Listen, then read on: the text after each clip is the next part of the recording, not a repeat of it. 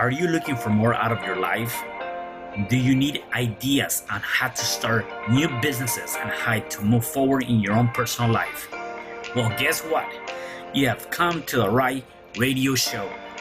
At You Can Overcome Anything podcast show, you will learn and hear from many people from all walks of life who are sharing their challenges, their stories, the habits, and the mind shifts they had to overcome to become who they are today. On top, you will get a chance to connect and see how you can overcome anything by networking and learning about your next move through this radio show. I present to you our great speakers at You Can Overcome Anything podcast show with your host, Cesar Espino.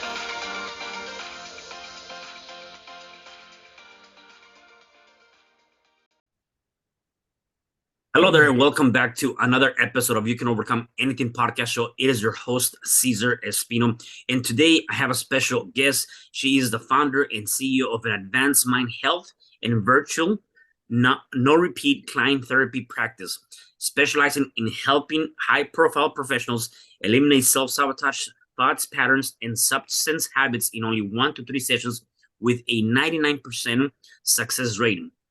She has been invited to contribute to numerous podcasts, speaking events, and publications to share her expertise on how to tap into the power of your subconscious mind for ultimate freedom, success, and fulfillment. It is my pleasure to introduce you, Diane Konkin. Hey, Diane, how are you today? I'm wonderful. A little cold up here in Canada. Yeah. The season hasn't changed quite yet, but I'm happy to be here with you. It's No, great. that's good. And I gotta tell you, I'm not good at cold weather, and I'm sure it snows over there. I couldn't do that. I couldn't be in a place like that. I mean, it's just not my cup of tea for sure, you know? Absolutely. I completely understand. Yeah, no, definitely. So definitely, I love what you're doing now. And before we dive into that, I want to get to know a little bit more about you, right? So tell me, where are you originally from and how was your upbringing? I'm originally from Sault Ste. Marie, Ontario. So this is all in Ontario province in Canada. Yeah. Right now I live in Niagara Falls, which is just about an hour or so outside of Toronto. And Sault Ste. Marie is just north on the border of Michigan in the middle of the Great Lakes. It's beautiful. Yeah. My upbringing was pretty average. It was like, middle-class family, although being raised in the 60s, I'm sure many people can attest to this, that there is not much public sharing of what's going on in the house. Everybody keeps very private and keeps a very tight, happy mask as to how things are going. So, my parents had problems. They fought a lot. I was the middle child of 3. And yeah, there were struggles at time, absolutely, Yeah. but even with my clients, when we discover the root cause of their issues, a lot of the times I'll say, okay, well, now let's look at that with adult eyes. What was going on and what about that person? So now a lot of people say many issues in people are genetic. But what I say is it's generational, because we live what we learn. We grow up in households, we experience trauma, even if it's mild, it can affect us, because this is how our brains are formed, our subconscious minds, with certain beliefs that we hold on to well into adulthood. And we forget that this is our programming, and this is how we carry ourselves. This is how we make decisions. This is how we form thoughts about the world and ourselves, all through how we were raised. So excellent question. No, that's good. And yeah, when I look at that, and it's a good point that you mentioned, that it's generational, right? I mean, depending on how we are brought up and the things that we live as kids, those things can follow us all the way through our adult years, right? Unless you actually do something about it, or you work on yourself, right? Absolutely. And so, with how was it for you? I mean, even just out of curiosity, right? Being a middle child, I always hear different stories. Like, I'm a middle child, so the first child got all the attention, then I came, and then I kind of got a little bit of attention, then the last one came and they forgot about me because he was the first one and the last one. How was that for you? That kind of happened in our family, although I was the only girl. So it kind of, growing up, I had heard of this as well, Yeah, that the middle child, because everybody used to say that to me. Oh, you're the middle child. You must get the least amount of attention. It's like, right. well, if I was a boy, yes. Yeah, But because I was a girl and I had brothers on either side, then that definitely evened it out. But they always say too that the first child, has the most rules and the parents are the most strict with them. And right. the last child, they're like, oh, third child, he can pretty much raise He can do himself. whatever he wants to. Yeah, no, Exactly. right. Yeah, no, Yeah. definitely. Now talking about obviously raising, an average, family and parents having challenges here and there. And again, because we learn what we see, we learn the things that are going on in our families. All of those different habits, and kind of we carry on those habits, right? So we're a sponge, right? Between the age of 0 and 7, we're taking everything in. Yeah. um Seeing, probably your parents fighting a lot and things like that, that had any repercussions on your being in the future, or any of that carry over with you? Absolutely. I mean, as a student of rapid transformational therapy, which is what I practice, we had to do Hmm. many sessions on ourselves Mm. and, or not, sorry, not on ourselves, but with each other, Yep, right? yep. With other students. And a lot of that stuff came up. I mean, I witnessed my dad, have a lot of anger issues. Mm. Even growing up even when I was an adult, I witnessed him. He would be a really amazing father, kind, loving, happy, gentle, and then he could turn on a dime. He just had that something would trigger him. And he was also working very hard all day at a very high stress job. So, of course, that attributes to it. It does to all adults, but Right. they come home, and if they're carrying that stress with them, they're more likely to lash out Mm. at a child in an angry way. But the child has no idea that it's from a stressful job. The Right. child can't rationalize. They can't say to themselves, gee, dad must have had a bad day. Maybe, maybe he had to fire somebody today, or maybe he was dealing with something that, was extraordinary. Hmm. But the child can't do that. As soon as the parent acts in a way with that child or witnesses the parent act in a certain way, then they think it's their fault, Right. or they start to absorb a kind of fear, because if they don't feel safe in their own home, that's a belief that they start to form based on the feelings that they have. Hmm. So it's not the feelings, but it's the beliefs that come out of those feelings. And it's not the actual event that happens, because some people can go through that event as a child and they can grow up being completely resilient. Hmm. But it's the meaning that our minds attach to those experiences, not the experience itself. And as a child, you are prone to attach meanings that it is your fault, because you're thinking with the intelligence of a child and not the rationality of an adult. So absolutely, it can Yeah. be Yeah, detrimental. there's two things that come to mind with that.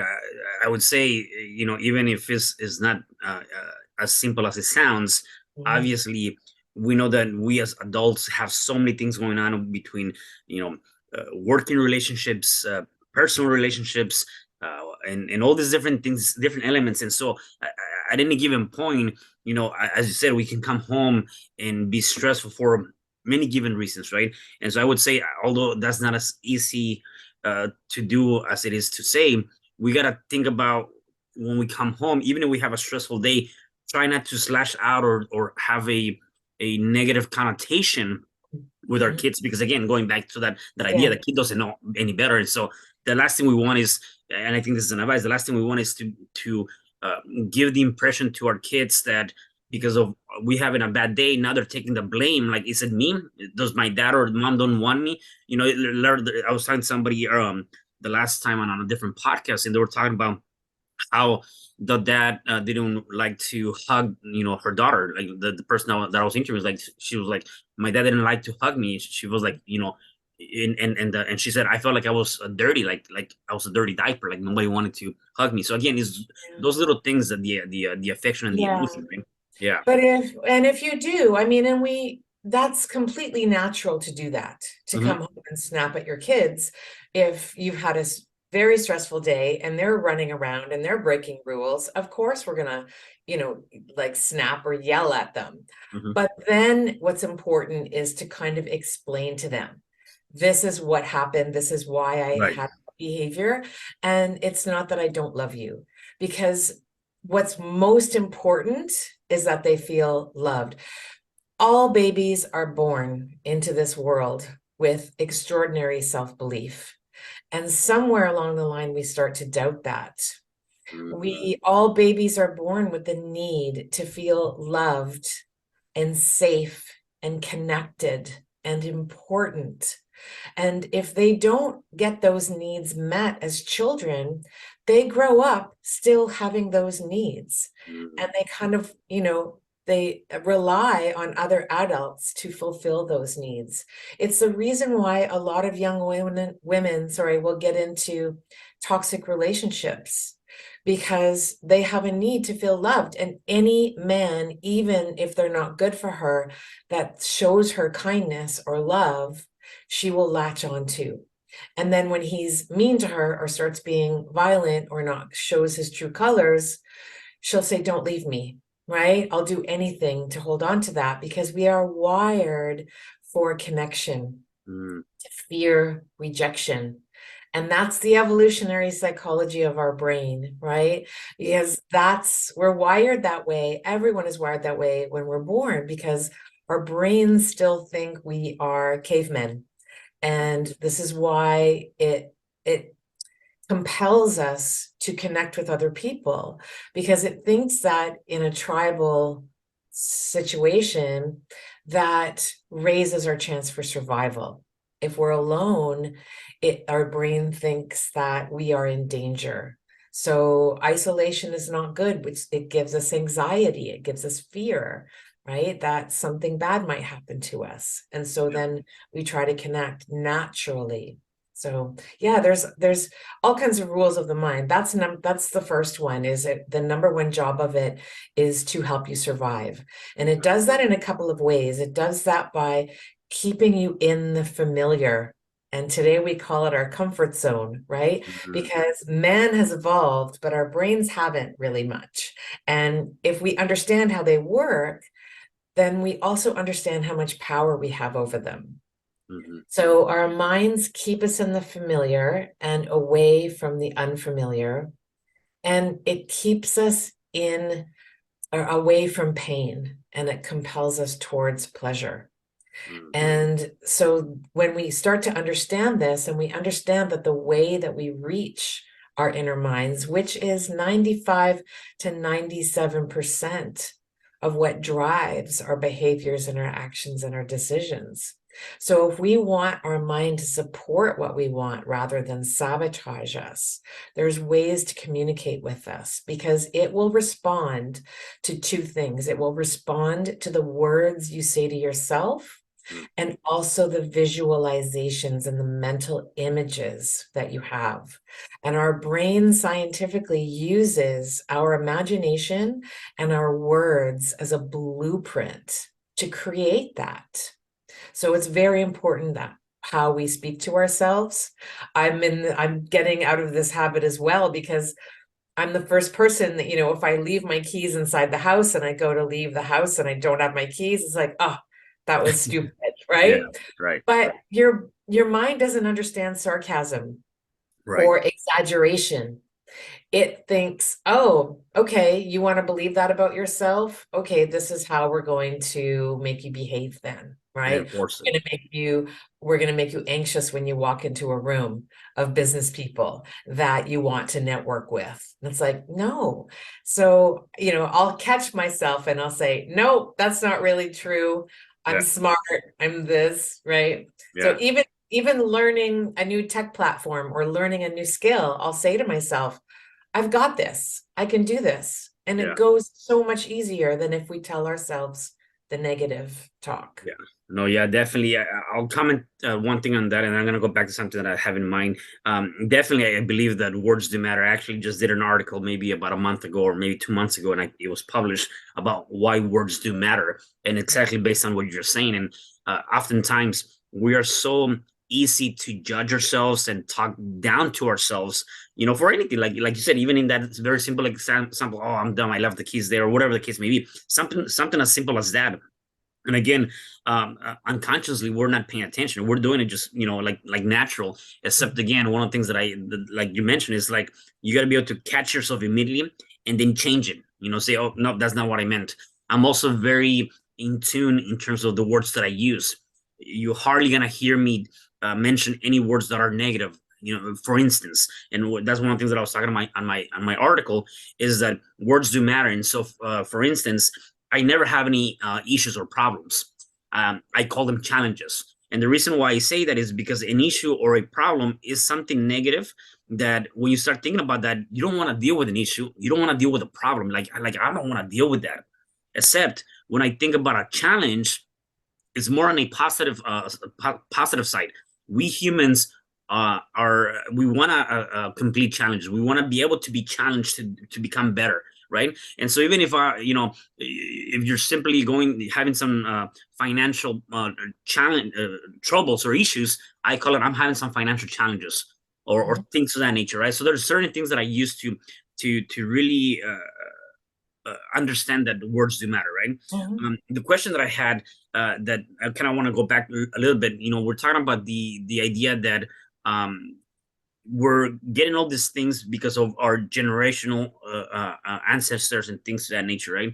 I don't know how it is, and I just want to get your opinion on this. Like, I know for me, you know, being born in Mexico, my parents being from Mexico and things like that, and my grandmother and all that stuff, even if they were being raised in an environment where, again, there's anger, there's abuse, there's all these different things that are happening, they didn't have, I feel like that many people from the 30s, 40s, 60s probably didn't have the ability, at least in Mexico, they didn't have the ability to go to someone that can help them um, work through those things. Because again, the things that you learn between the ages of 0 and 7, unless you work on those things, they're going to follow you, right? And so they didn't have that more sense, that help, or anywhere to go do that, right? Or they didn't know about it. Do you feel like that's the same thing with a lot of the clients that you come with, like with their parents and things like that? Like they didn't have that possibility to get that.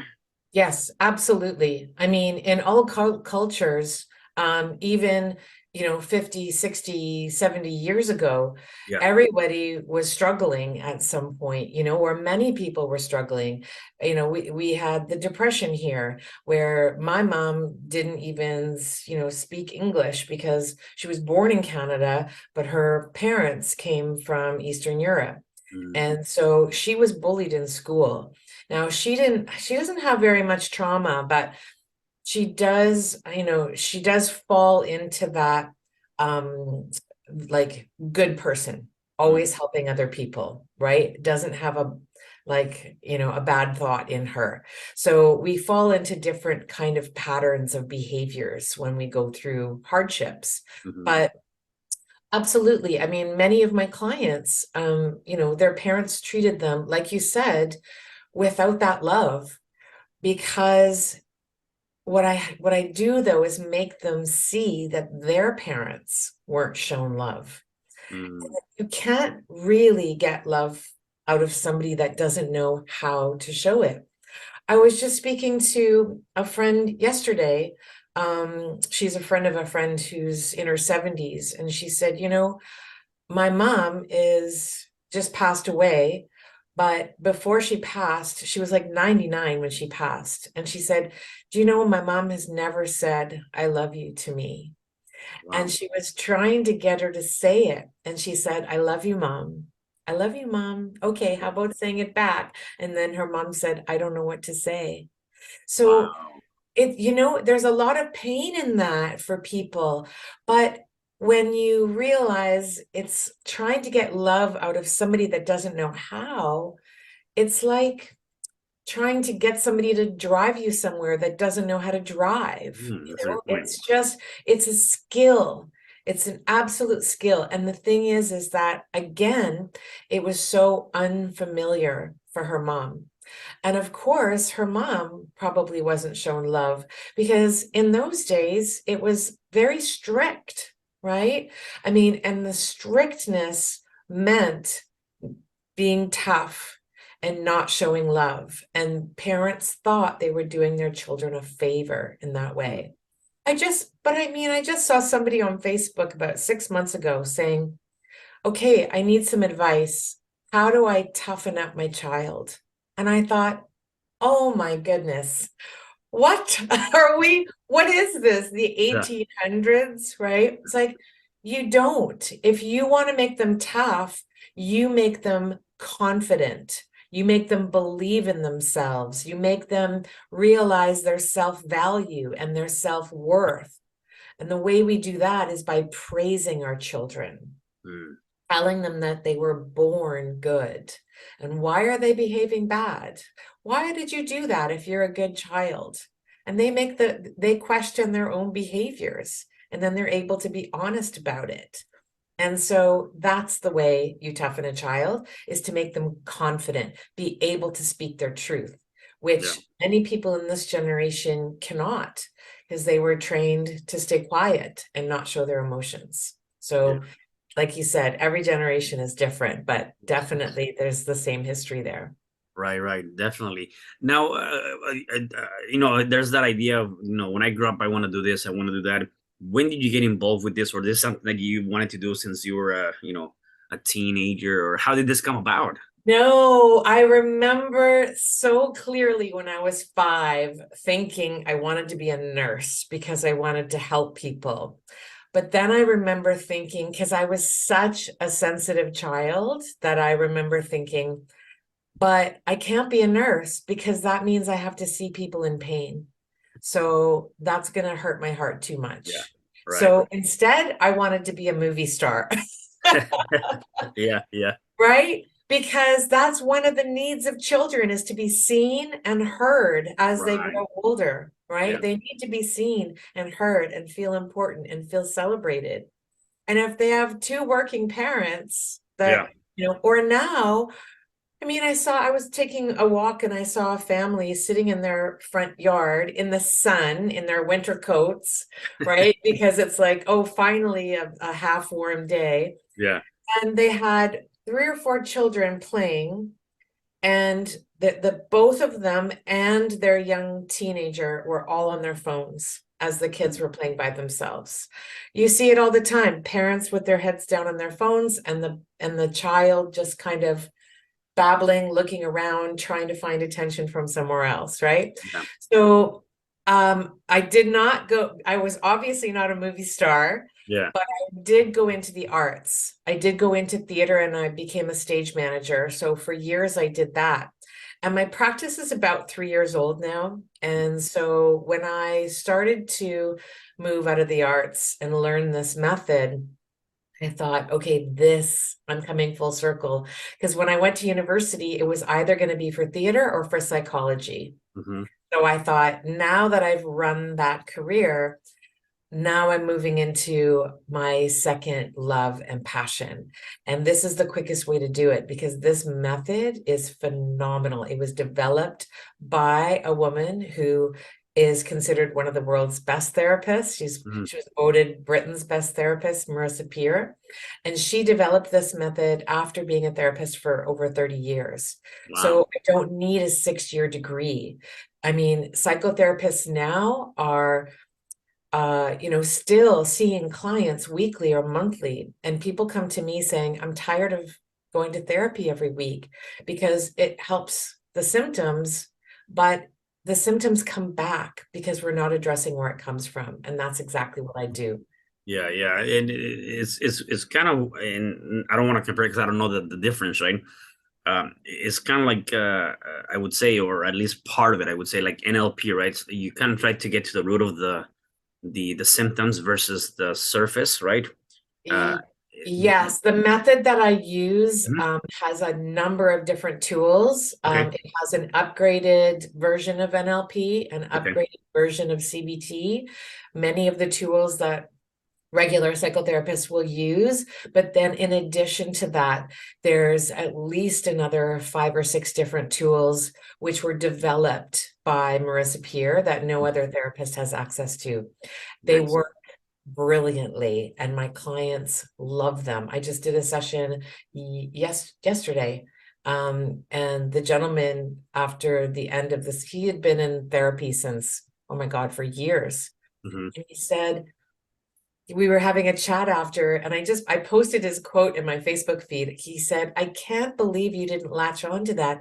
I can't believe you didn't dwell on that. Any other therapist I've seen has taken that piece of information I gave in my session and just dragged it out and asked me more and more and more questions about it. He goes, you didn't even bother asking me about it. And I said, no, because it wasn't important. Yeah. It's important. He said, you're the only therapist that made me realize where all of this pain and these feelings were coming from.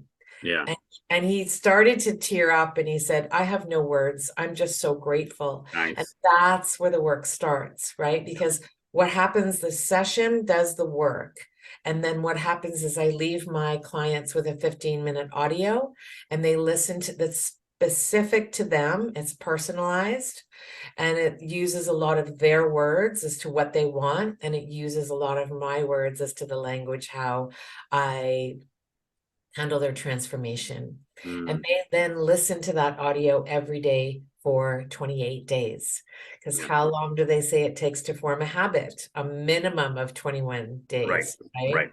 So I say, listen to that audio every day because now that you understand the cause and you've reframed those old beliefs and you've transformed them, now we're going to lay in those new neural pathways so Mm, that your mind follows those pathways and not the negative pathways that you've been grooming for so many years. yeah. That's how it works. I love that. I love that. So normally what is it different per person? Normally how long is a session?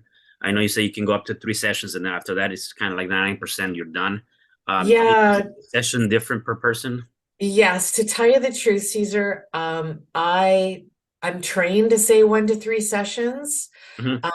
I've never done more than 2 on Oh, anyone. yeah. And usually about maybe 15 to 20% of my clients will say, I want a second session. Got it. And sometimes it can be right after the first one, like 2 or 3 weeks after. And sometimes I just worked with a client in the UK who I worked with her 6 months ago. And she said, you know what? I'm starting to come back a little bit, but I think there's something else in there I need to address. So she hired me to do another session and she's golden. She Yeah. is, it's just what she needed to kind of nail in what she wanted. Got it. So Got it. yeah, Yeah. yeah. Um, so obviously you said you studied this, and how do you get involved with this? What was the whole reason that you got involved? Was it because of your own past experiences, or what was the driving factor that got you to that? Yeah. Because I've seen a lot of people.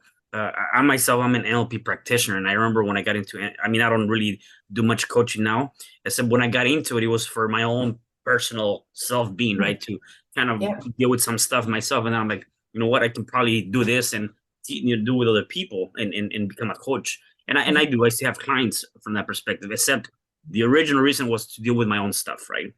How was that for you, or how did you end up doing it? Yeah. It was exactly the same for me, Caesar, but my stuff at the time was grief Mm, because I lived with, and I was one of those, like I said, women that get into a toxic relationship.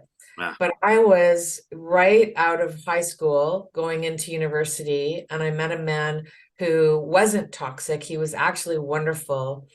But 7 years into our relationship, he crashed and he had what I can only describe as a nervous breakdown.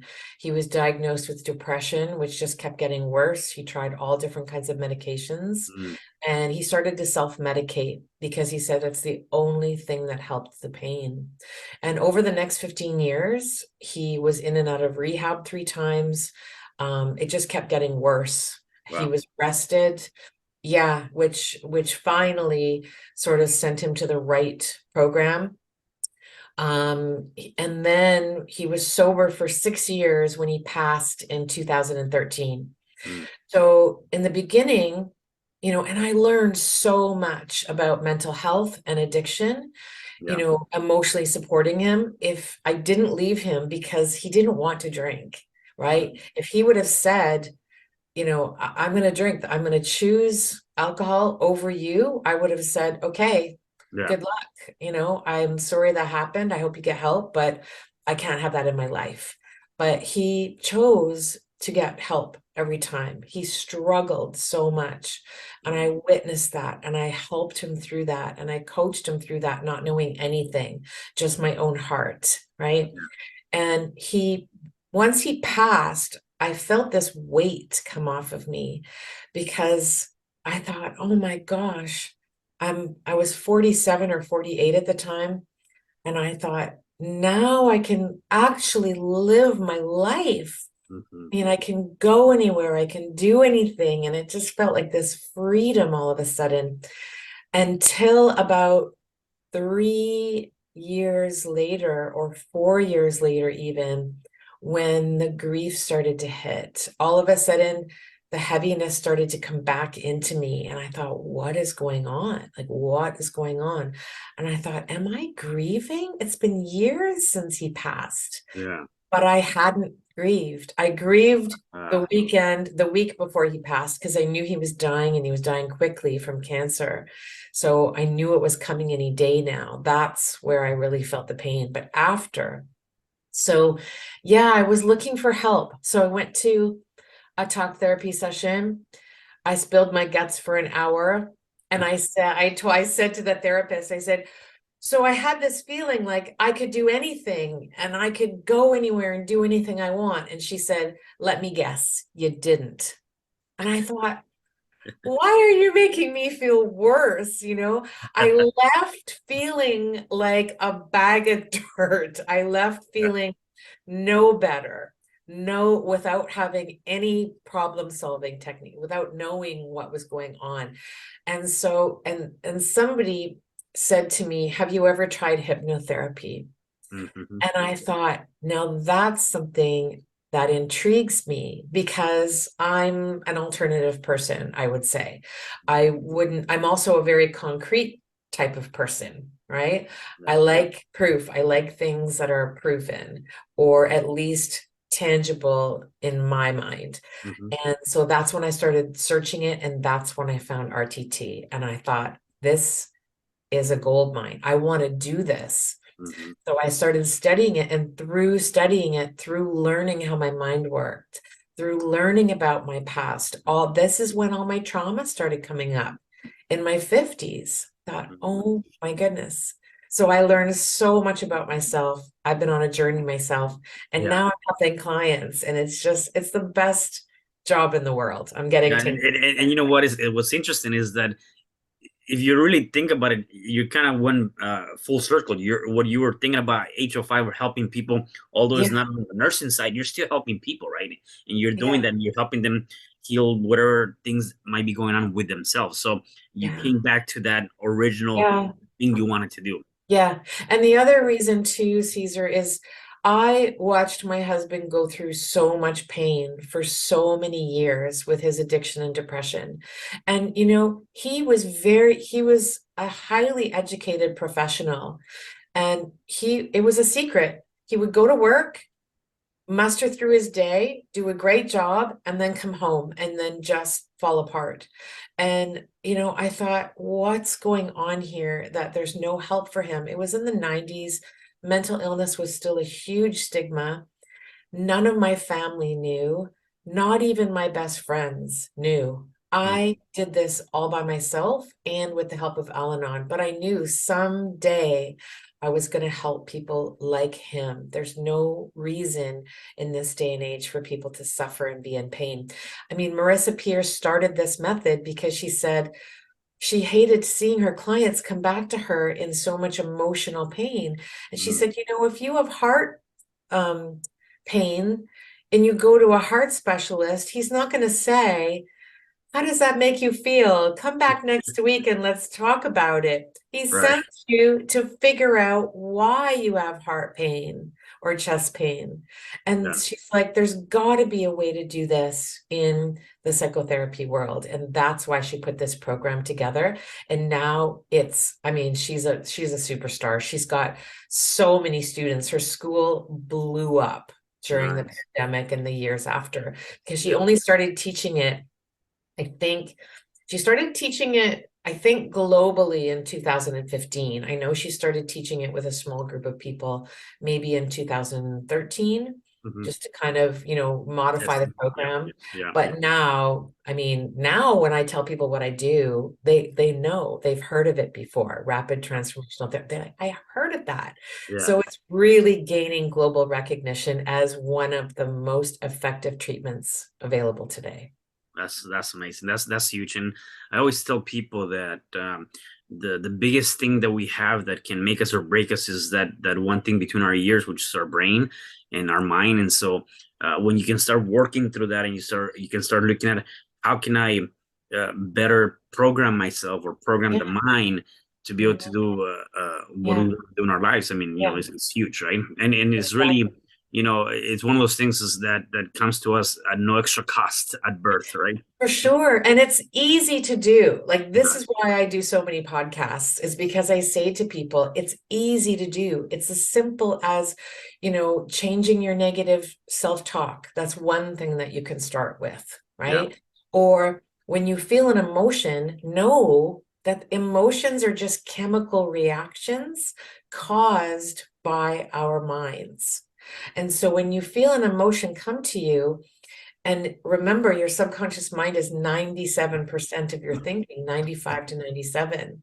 And I mean, that number has grown, like even as much as 10, 15 years ago they thought it was only 90%, but the new neuroscience is fascinating. So know that when those emotions come to you, there's a reason your mind is resisting you, and you can say to it, you know what, it's okay, I'm comfortable doing this speech in front of all these people because I know what I'm talking about. I'm skilled, I'm articulate, I know what I'm doing, and thank you for giving me that feeling because I think you're trying to protect me, but I've got this. And then feel how your body shifts and changes. So it's very simple to do. And with my help, I can get you to the root cause if there's something that's, making you repeatedly think this way. Or, I deal a lot with anxiety, and I specialize in addictions and self-sabotage and that kind of thing. And it's like, it's not your fault. That belief is deep in your mind, which is giving you these thoughts and giving you these emotions. But we are the ones that control our thoughts. Negative thoughts bubble up. We don't have to believe them. If you believe them and buy back into them, then that's when you reinforce them and they get even stronger. But Mhm. if you say to yourself, okay, wait a minute, why am I having this negative belief about myself? Because I don't want to believe that. And I don't think it's really true. Like, Marissa has a book out, her latest book is called Tell Yourself a Better Lie. Mm. Because if you completely flip those negative thoughts and tell yourself the best possible outcome or the best positive thought rather than the negative one, it's probably closer to the truth than what you're telling yourself now. Yeah, So yeah. easy to do. Yeah, yeah. And so maybe just give me, because I'm sure people that are listening to this or watching say, well, yeah, I have this. I'm just gonna use an example or a couple of examples. I just lost my job. I'm Yeah. gonna pay the bills. And you get all these negative thoughts, and you just get sabotaged with that. Yeah. Or my boyfriend or girlfriend just left me, or why is that person I want to be with me? And then you start thinking so much about all those different memories that you had, and then like, no, she needs to or he needs to be with me. How can somebody start rapidly changing those dynamics and start getting rid of those emotions, not only the thoughts, the emotions, because that can get you sad, can get you angry, and different emotions that can come by, right? How can they somehow start shifting so that they don't get stuck on that, because that's the biggest thing. People get stuck on a particular emotion or a particular thought, and then from there it kind of goes downhill, right? Because they get so down that rabbit hole. Right. But those are thoughts that are coming up from their mind, right? Those are thoughts that they are not consciously thinking. Those are just thoughts of worry.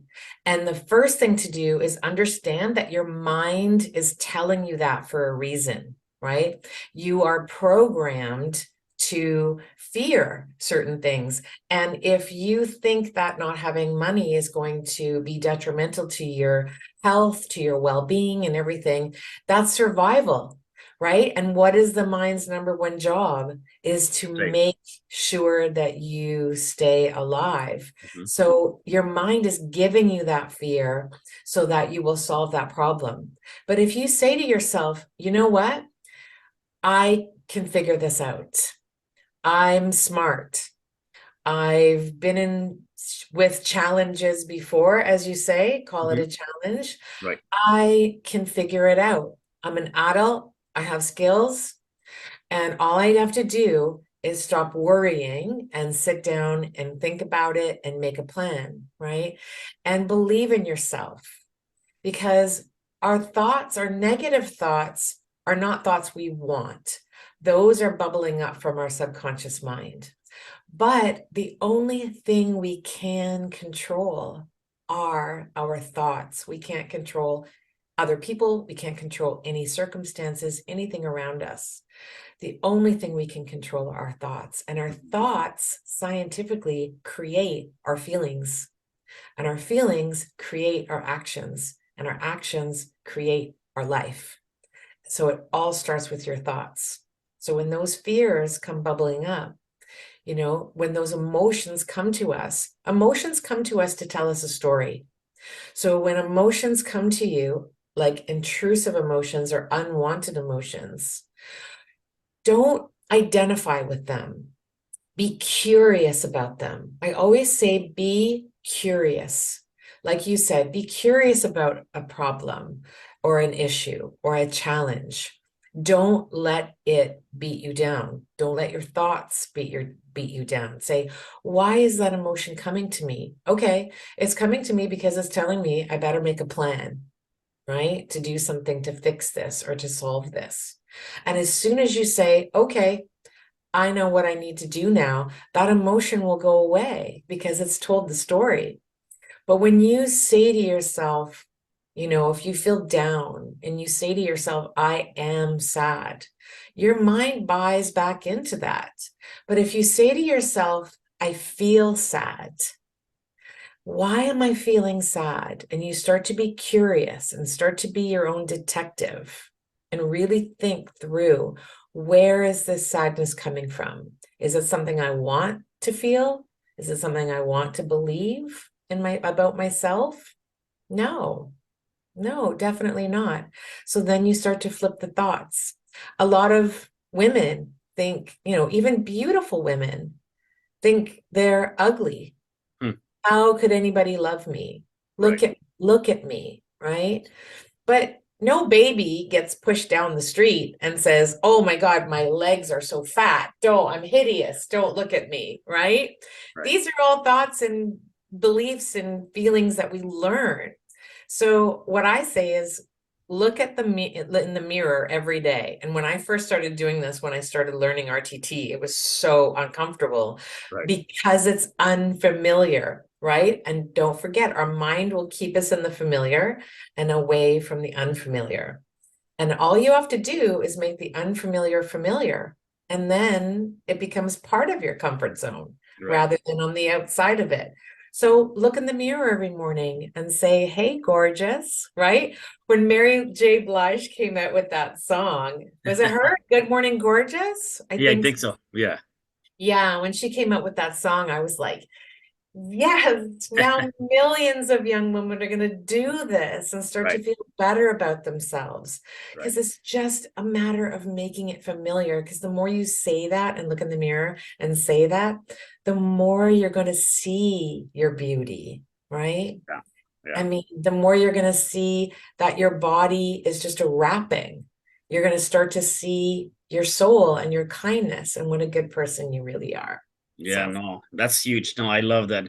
So, you work with people all over the world, or specifically in a region, or yeah, no, I work virtually, which actually clients like better yeah, because, there's no distance, there's no commute. I mean, I'm right outside of Toronto, but, I work with a couple of people in Toronto, but mostly through the US, through the UK, as far away as South Africa and Australia and Hungary and India. So I have clients all over, oh, and they can be in the comfort of their home or yeah, office.